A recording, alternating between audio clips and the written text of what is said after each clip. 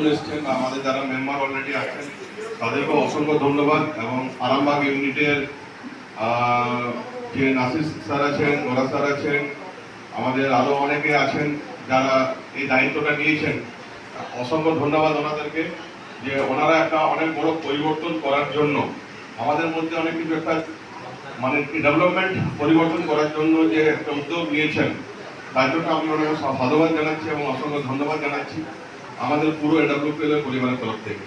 এবং যারা প্রথমবার যারা এখানে এসেছেন এবং আপনাদের অমূল্য সময় এখানে দিয়েছেন তার জন্য আপনাদের অসংখ্য ধন্যবাদ। আমি এখানে কোনো পলিটিক্যাল বা আদার্স কোনো জিনিস নিয়ে আলোচনা করব না। আজকে আমরা যেটা আলোচনা করবো সেটা আমাদের হেলথ রিলেটেড। ইয়েস, আওয়াজ যাচ্ছে পিছনে ক্লিয়ার? তো আওয়াজ যাচ্ছে স্যার পিছনে ক্লিয়ার? পিছনে এদিকে ওকে। তো স্যার আমার নাম চন্দন চ্যাটার্জি, বাড়ি আসানসোল, বাই প্রফেশন আমি একজন বিজনেসম্যান, এই এডব্লিউপিএল এর একজন ফাইটার্স।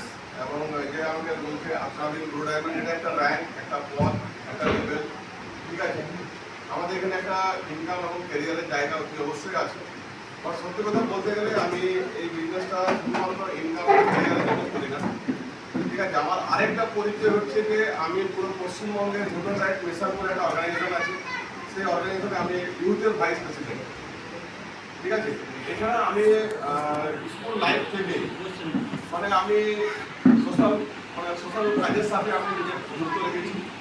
এবং তার জন্য আমি অলরেডি 2024 সালে ন্যাশনাল বেস্ট সোশ্যাল ওয়ার্কার সম্মানও পেয়েছি। 2024 সালে ব্যাঙ্গলোর বিজনেস অ্যাওয়ার্ডও আমি পেয়েছি। ওকে, আরেকটা খুশির খবর আপনাদেরকে দিচ্ছি, আজকে তো 21 তারিখ, 27 তারিখে অলরেডি দিল্লি থেকে আমি ডক্টরেট উপাধি পাচ্ছি। আজকের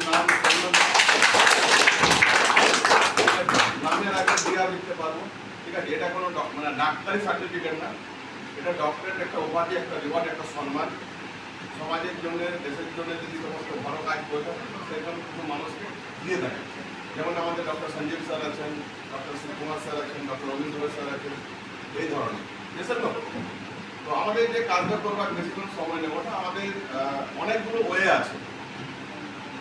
তার মধ্যে আমাদের বিশেষ যে লক্ষ্য হচ্ছে সেটা হচ্ছে কৃষি, এগ্রিকালচার।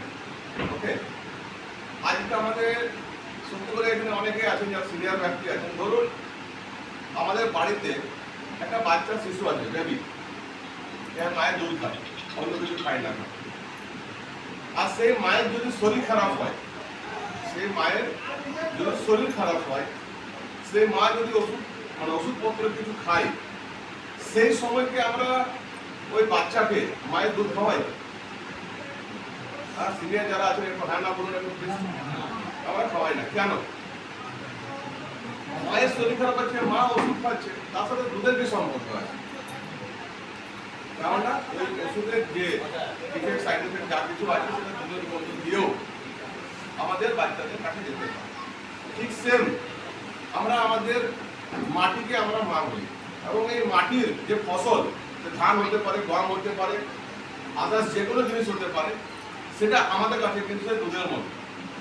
এজন্য আমরা যতটাই উন্নত নিজেকে করে নিই না কেন, আমরা চাঁদে চলে যাই, সূর্যে চলে যাই, মঙ্গল গ্রহে চলে যাই, বুলেট ট্রেন নিয়ে আসি, 5G 7G 9G করে নিই, AI যা কিছু চলে আসে,